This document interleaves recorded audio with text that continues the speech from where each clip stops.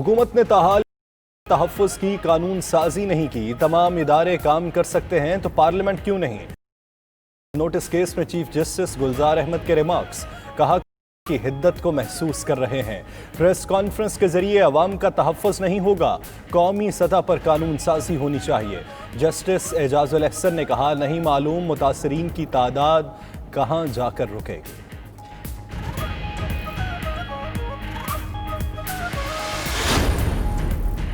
Saint کا اجلاس تعزیرات پاکستان ترمیمی بل کی دفعہ 124 حذف کرنے کی تحریک پیش۔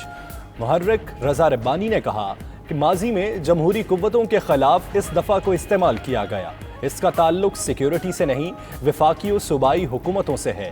چیئرمین نے بل قائمہ کمیٹی کو بھجوا دیا۔ ماحولیاتی تحفظ ایکٹ 1997 میں مزید ترمیم کا بل بھی پیش۔ پیمرا آرڈیننس 2002 میں مزید ترمیم کا بل بھی پیش کیا گیا۔ ماضی میں عوام کو بے دردی سے لوٹا گیا، وفاقی وزیر مراد سعید کا کہنا ہے چند خاندان ملکی اداروں کو لوٹتے رہے۔ زرداری اور شریف خاندانوں نے سیاست کو معاشی فوائد کے لیے استعمال کیا۔ جعلی اکاؤنٹس کی جے آئی ٹی میں ہے کہ مراد علی شاہ زرداری کے سہولت کار بنے ہوئے تھے، جنہوں نے پاکستانیوں کو لوٹا، ان کا احتساب ہو رہا ہے۔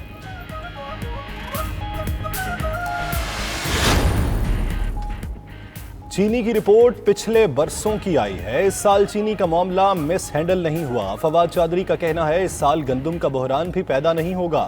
پیٹرول کی قیمتیں بڑھیں تو اشیاء کی قیمتیں بڑھ جاتی ہیں، اگر پیٹرول کی قیمتیں کم ہوں تو ذخیرہ اندوزی شروع ہو جاتی ہے۔ ہمارے ادارے لوٹا ہوا پیسہ واپس لانے میں ناکام ہو گئے۔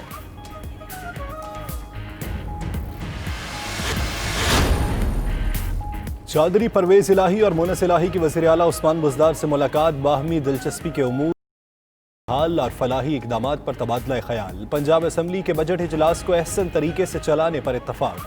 وزیر اعلیٰ نے کہا کاف لیگ اتحادی ہے، ساتھ لے کر چلیں گے۔ گستاخانہ کتب پر پابندی کے لیے کوششوں پر پرویز الہی کو خراج تحسین بھی پیش کیا۔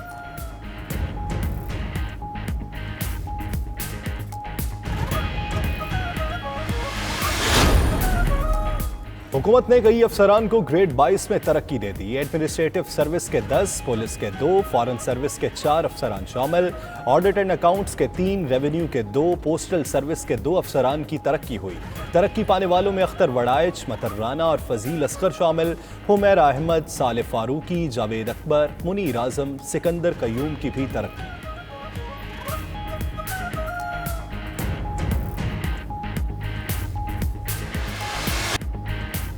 وزیر اعظم کا نوٹس کام آیا، نہ ہی اوگرا کے احکامات۔ آئل مارکیٹنگ کمپنیز کی ہٹ درمی برقرار۔ ملک بھر میں 8ویں روز بھی پیٹرولیم مصنوعات کی شدید قلت۔ لاہور، پشاور، کوئٹہ اور دیگر شہروں میں پیٹرول نایاب۔ فیصل آباد، جہلم، خانیوال، کمبر، دادو میں بھی بیشتر پمپ بند۔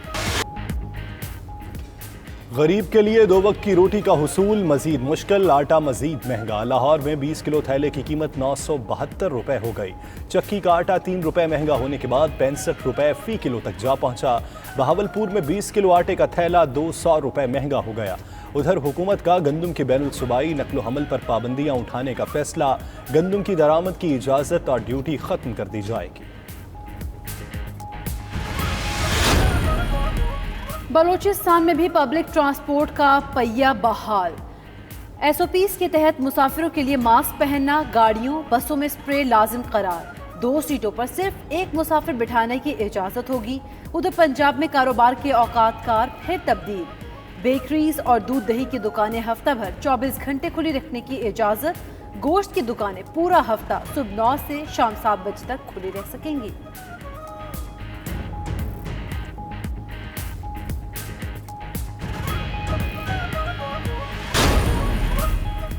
اور پاکستان کرکٹ ٹیم کے سابق کپتان سلیم ملک نے پی سی بی میں جواب جمع کرا دیا۔ سلیم ملک کا کہنا ہے پاکستان کرکٹ بورڈ کو تفصیلی جواب دے دیا، جو اسکرپٹ بھیجا ہے وہ مکمل جھوٹ ہے۔ انہوں نے 8 سال کیس لڑا تو یہ سب عدالتوں میں کیوں پیش نہیں کیا؟ مزید بولے لگتا ہے عمر اکمل کو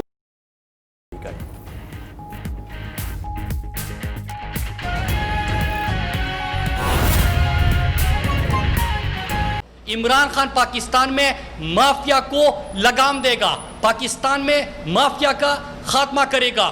یہ شوگر انکوائری رپورٹ آئی, اس میں اس رپورٹ کو پبلک کر دی گئی, ذمہ داروں کا تعین ہوا, ان کے خلاف کارروائی کا فیصلہ ہوا, ان سے اب ریکوری ہوگی. اور میں اپنے پاکستانی قوم کو بتانا چاہتا ہوں کہ اس میں فائدہ کیا ہے کہ اگر آپ نے بجلی کے حوالے سے جو منصوبے تھے اس کی عمران خان نے انکوائری کی, تو اس کا فائدہ یہ ہے کہ میرے پاکستانیوں, آپ مہنگی بجلی استعمال کرتے تھے, آپ کے اوپر بوجھ بڑھتا جاتا تھا, لیکن اس کا کوئی پوچھنے والا نہیں تھا کہ یہ پیسہ کس کی جیب میں جا رہا ہے. عمران خان نے اس کی انکوائری کی. اب آگے جا کے ایسے اس میں نظام کے اندر درستگی ہوگی کہ آپ کے بل کم آئیں گے. چینی کے حوالے سے یہ اقدامات کا فیصلہ 3 حوالوں سے ہوا.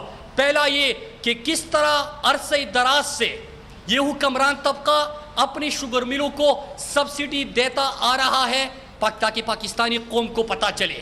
اس کے ساتھ ساتھ پاکستانی قوم کا پیسہ اس شوگر مافیا کو دیا جاتا ہے. سبسڈی جب ملتی ہے تو یہ پاکستانی قوم کا ہی سرکار کا پیسہ ہوتا ہے جو کہ ان کے شوگر ملوں کے لیے چلا جاتا ہے.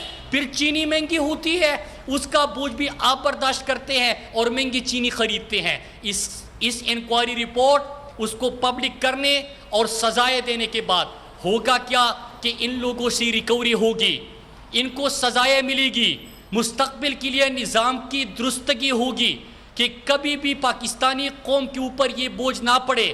چند خاندانوں کے لیے, چند خاندانوں کے عیش و عشرت کے لیے پاکستانی قوم ایندھن نہ بنے. اور یہ فیصلہ پاکستان میں صرف ایک بندہ کر سکتا تھا, اس کا نام ہے عمران خان. اور پاکستان کے مضبوط ترین مافیا کو عمران خان نے ہاتھ ڈال دیا اور یہ انکوائری کر کے ثابت کر دیا کہ پاکستانی قوم کی جو امیدیں ہیں ان سے, کیونکہ ان کے کوئی اپنی ذاتی مفادات نہیں ہیں, ان کے مفادات ہیں. مراد علی شاہ خدمت کر رہا تھا, سبسڈی دے رہا تھا, سندھ کے عوام کا پیسہ دے رہا تھا زرداری کی شوگر مل کو. دوسرا جو آج اس کے اوپر میں زیادہ بات نہیں کروں گا, اس نے 20 ارب کی سبسڈی دی. سب سے زیادہ شریف خاندان کو سبسڈی ملتی ہے, ان کو نوازا جاتا ہے. اور آگے جا کے مراد علی شاہ کے اوپر اگر آپ زیادہ پڑھیں گے پاکستانیوں, تو جے آئی ٹی کی جو رپورٹ ہے فیک اکاؤنٹس کی جے آئی ٹی, اس کو ہر پاکستانی پڑھ لے.